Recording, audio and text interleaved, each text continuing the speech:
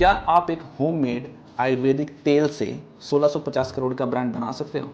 Today we are talking about Kesh king which did exactly that. तेल बहुत थे market में, बट उन्होंने एक ऐसी चीज़ क्रैक की जो और कोई ब्रांड नहीं कर पाया, and we are going to discuss exactly that.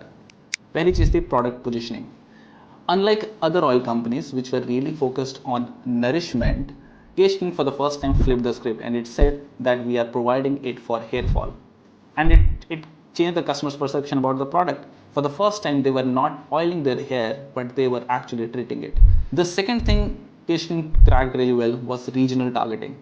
So they knew from the first day that it is not a brand which is going to be sold in metros. But अगर आप metros में नहीं sell कर रहे हैं तो आपका भाषा एकदम regional होना चाहिए. And that's what they exactly did. You could see their ads coming on regional news channels, regional TV shows, and that's how they reached the heart of the people. The third thing they cracked was psychology. So they combined for the very first time science and Ayurveda.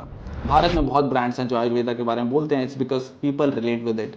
But अगर आपको किसी के जेब से पैसे निकालने हैं, you still need science, and that's what Kesh king did. They for the first time they came up with the idea of clinical trials for the Ayurvedic product, and when you mix Ayurveda plus science, it sells. Throughout all this, Kesh King was not just a brand; it was an Ayurvedic IP. People loved it for what it is, and it became so popular that Imami in 2015 acquired the brand. तो आज की मिर्ची क्या है? आज की मिर्ची ये है कि अगर आप मॉडर्न को ट्रेडिशनल से कंबाइन नहीं करेंगे, you will not get sales.